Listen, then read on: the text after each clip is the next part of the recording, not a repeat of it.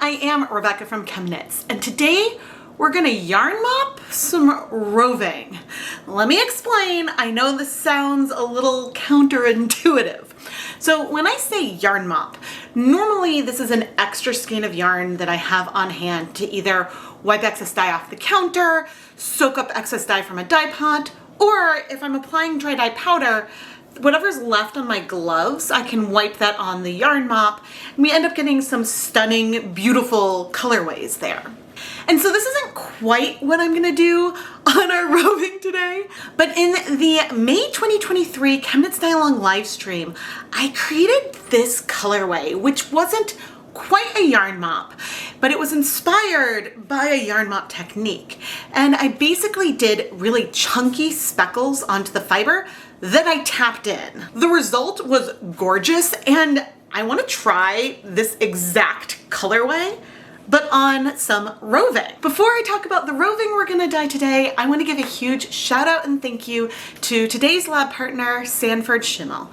Sanford, thank you so much for being my lab partner, and I'm so excited to dye some stroll roving for you. I figured since I loved the effect and this color on stroll fingering weight yarn, which is 75% superwash merino wool, 25% nylon, why not try this out on stroll roving, which is the exact same fiber blend. It's 75% superwash merino wool, 25% nylon.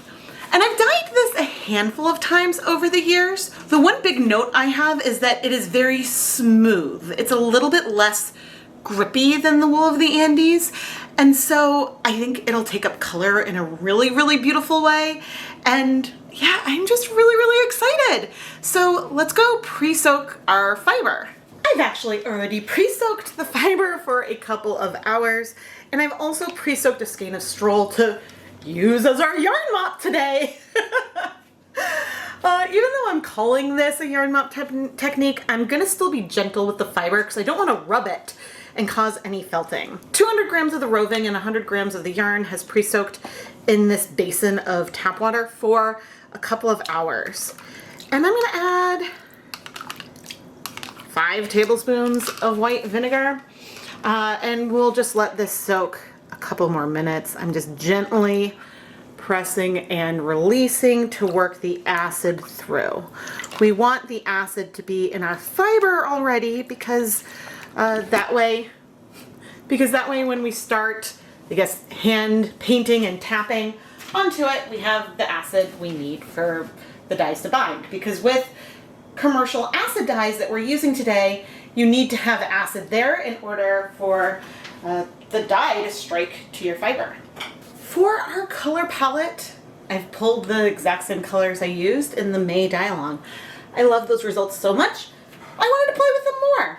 So here we have cayenne red, sapphire blue, pink orchid, sour apple, and tangelo. And I think I might use a little bit more of the blue than what I used before. If I remember correctly, when I use these dyes, actually never mind, because we're not just speckling, I'm gonna be tapping it out. We'll see all the colors. I was thinking of the speckled colorway I did, where the blue and the pink specifically didn't really come through until after we had heat set and dried the yarn. But that's not what we're talking about here.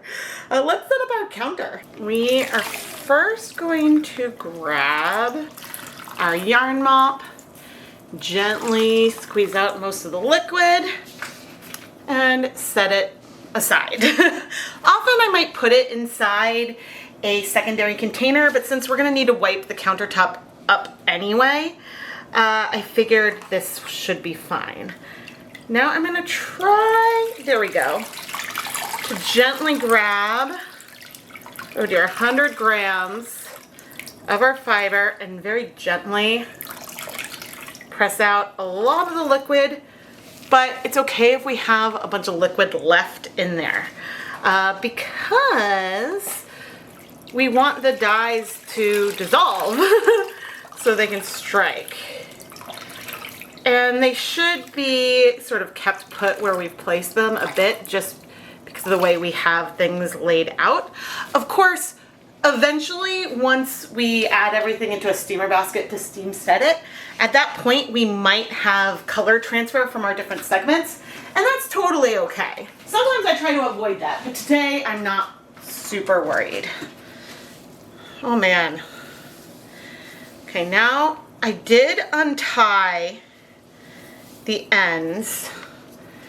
We are going to lay this out. Now the difference between dyeing this and dyeing yarn is that here we do have the potential to make something more asymmetric and a little bit less random just because of the way things are arranged. But I'm going to attempt, at least that's my goal, to maintain some of the randomness that we had before. And there are going to be differences between our two sets of fiber here. It's not going to be identical. And in fact, laying this out, feels like I have a little bit more liquid in this one. But hopefully the fiber doesn't get too messed up. It is, I guess, as I sort of mentioned, a little bit less grippy than, say, wool of the Andes or something that I dye more frequently. And I just want to show that just from handling it, I had little bits that were stuck to my fingers. My hands aren't particularly rough, but that is something that I do expect to happen with this fiber. But anyway, now I'm going to put on my deluxe rubber respirator mask, safety glasses, and gloves, and we'll start speckling. But oh, in the background, I'll set up a steamer basket so that I can get nice and hot. The one thing that is key is that I want to make sure when my fingers are going into a container of dye powder, I want them to be completely dry.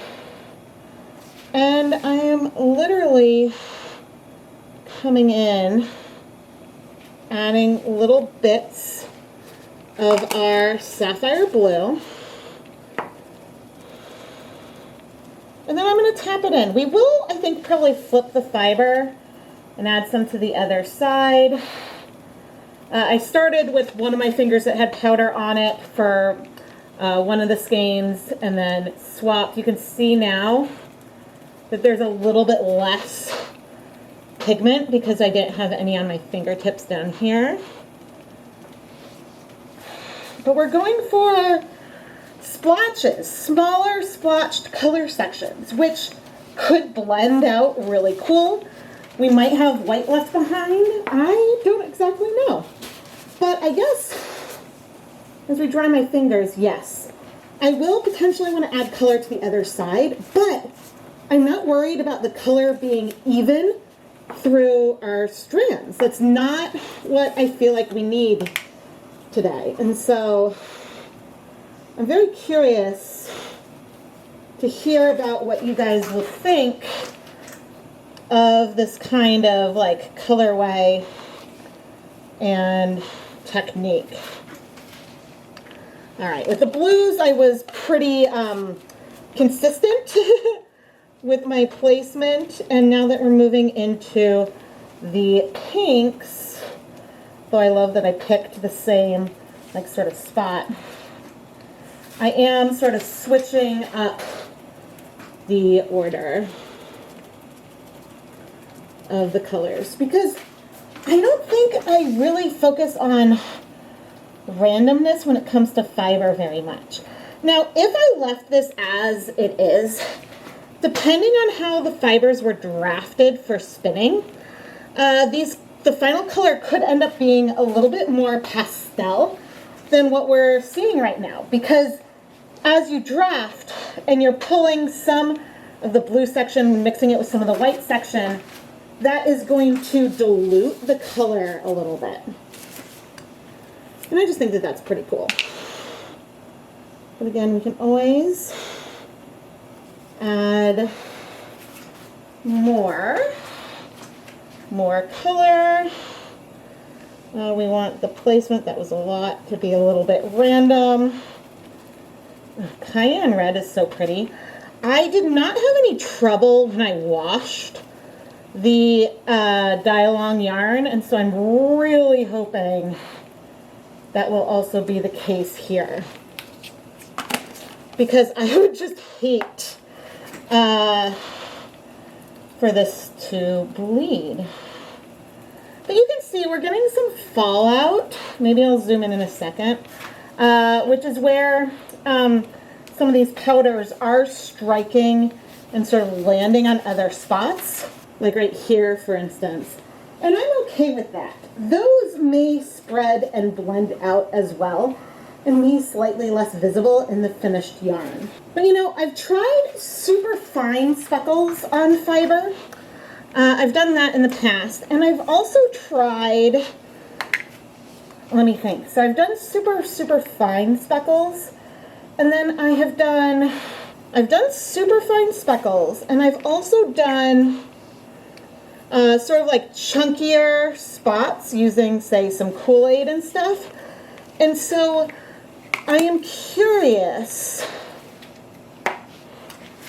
as I'm struggling to speak a bit, I'm curious how this might compare, because I don't know if I've tried to do just chunky speckles where like I add the dye powder and then don't tap it out. I don't know if I've done that or if I was just trying for fine speckles with citric acid. So the Tangelo and the Cayenne are very similar. The differences will be way more apparent once things dry. I'm curious about what all these colors will blend together like, because we do have some contrasting colors in here. The yarn mop so far is unbelievably subtle. All right, let's go with the sour apple, and I'm kind of debating what I want to do.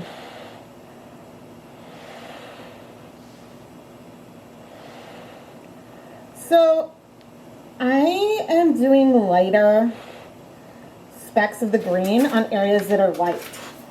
And I'm not specifically planning on tapping it in. But when we flip the yarn, just that process will tap it in a bit. But maybe what I should do before flipping it is let things sit for a little bit. Sour apple green is a color that spreads out. And so it's a color that doesn't necessarily strike that fast, but some of it could.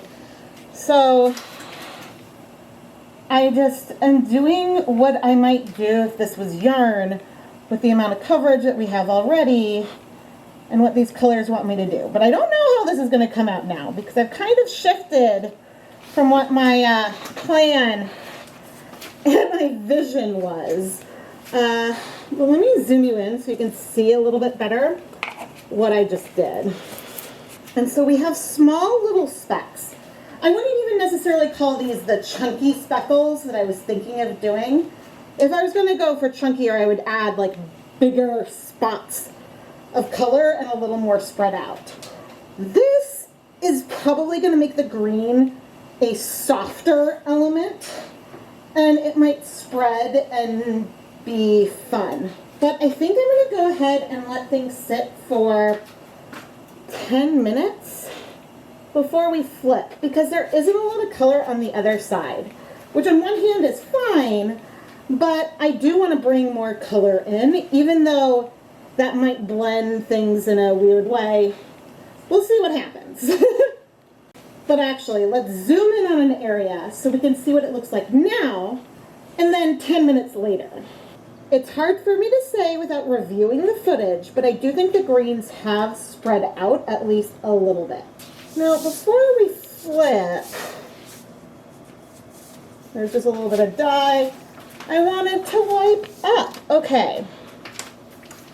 How are we going to do this? I think we're just going to pick it up by the loops and flip it over. Now, you can see that there's some dye on the countertop, and so we might get, and we likely will get, transfer of color into some sections.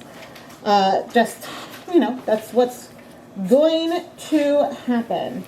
This one is a little bit more wet, but that is okay. And so now we're gonna dye this other side. As much as I said I wasn't worried about the colors going all the way through the strand, I'm still not technically worried about that. However, with the second side, I did make a little bit of an effort to put colors in the same-ish spots where I had them the first time.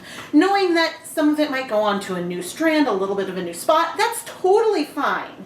But where I see clearly there was blue on either side of this one spot, I tried to put blue there and pink and etc. Because that way we won't have a ton of blending of the colors right now. The blending can come later as the spinning happens. Now it's time to heat set it. And so I'm going to carefully start picking up, try not to rub too much, and layering the fiber in the basket. You can see that it's all touching itself. And that's gotta be okay because that's what's gonna happen. And I'm now gonna go steam set this for 30 minutes on the stove. And we can come here with our yarn mop. And we're gonna wipe up what's on the counter. But I'm gonna do this by tapping a little bit at first versus rubbing.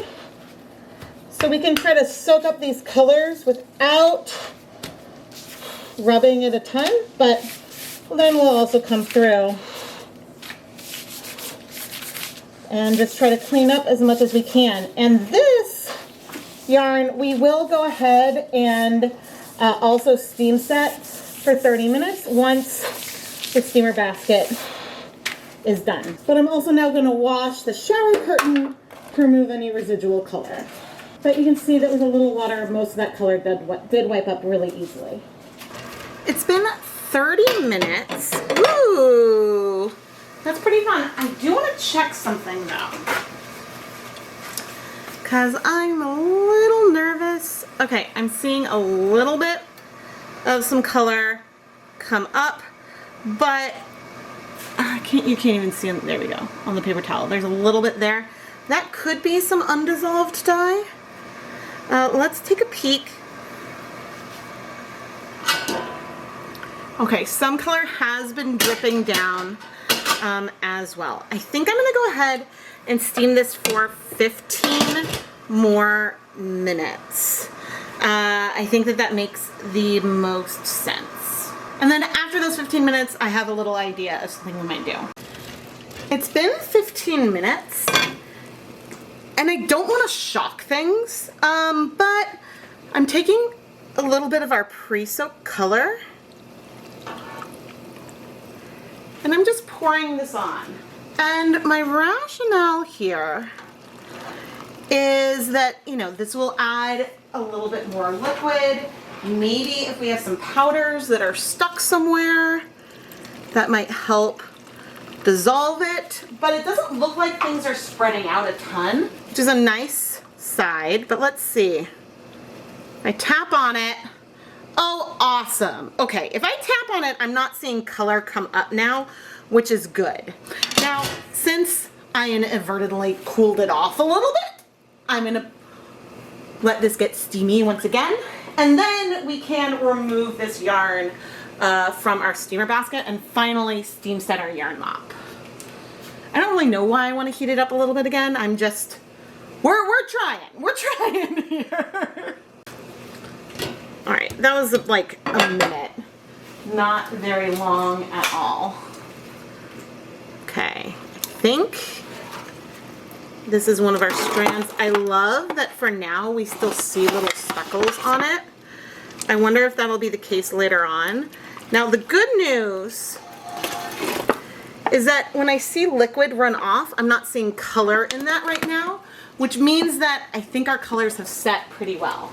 So I'm setting that aside to cool completely and bringing over our yarn mop to steam set for 30 minutes. Sanford, I'm so excited about this roving and like what the greens will do when blended out. They'll get more pastel, I think. There are still some speckles that are visible right now, but those may blow out a bit. I'm gonna add, it looks like I'm adding a lot, but this is a soap bottle that was nearly empty. and so I just filled it with water. So that's not a lot of soap. This is otherwise cool tap water, and our fiber is completely cool now.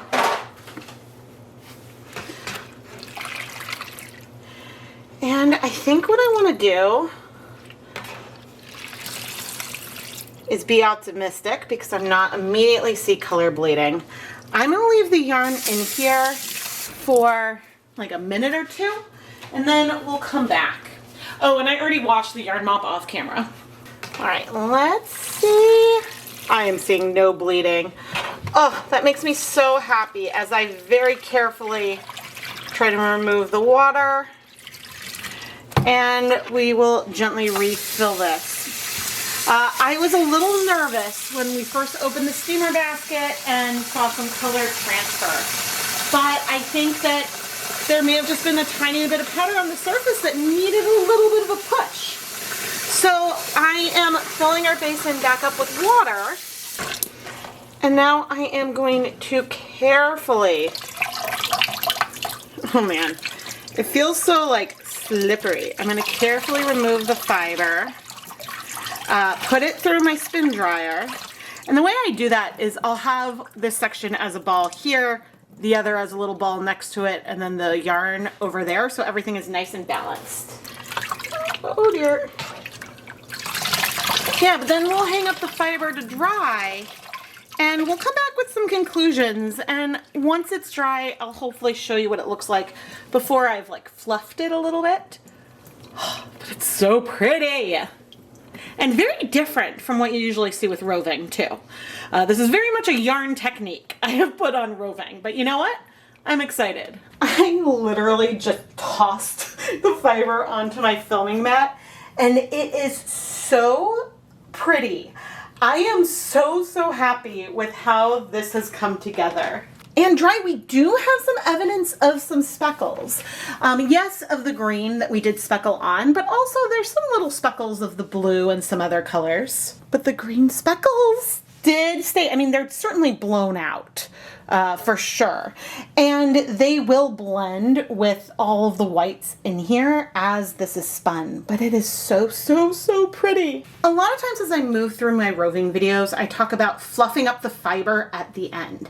And I'm not gonna do that here today. Since this fiber is non-superwash, it's less grippy to itself. And so if I went to fluff it a little bit, we could start to see some separation in the fiber. And I feel like there was, just like you can see sort of in here near the end of this hank. And since there aren't, I guess, scales on the fiber, it's not gonna like reattach itself. That split is sort of going to stay, and I don't wanna create more of those.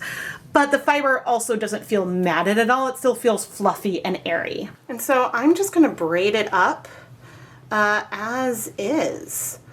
Oh my gosh, I wonder how some of these colors might blend together as they're spun. But it's funny, in a spinning subscription box I had when I was learning how to spin, I got some fiber that I wasn't that excited about. And so then I did a spinning technique, made the single ply yarn, sort of mixing, I think, oranges and greens and stuff all together.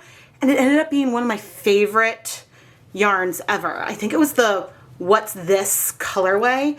And I made a whole beautiful hat for my kids. Both kids wore that hat. I still have that hat. It's awesome. And so, but this is so fun. And this, I think, is the way to speckle onto fiber if you're gonna do it. So then you will get some color payoff in the end, even as things become more pastel when it's spun. Sanford, thank you so much for being my lab partner for today's episode of Dyepot Weekly.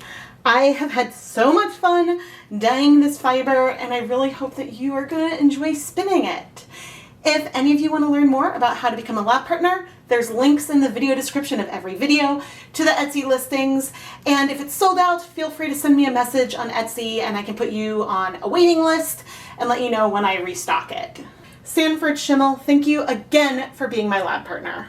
I can't believe I had kind of given up on trying speckles on fiber, but I think the mistake that I made early on was attempting to do like pinprick citric acid speckles that were so sharp that like by the time the fiber was dry, just a little bit of movement of the fibers meant that the speckles were basically gone and disappeared.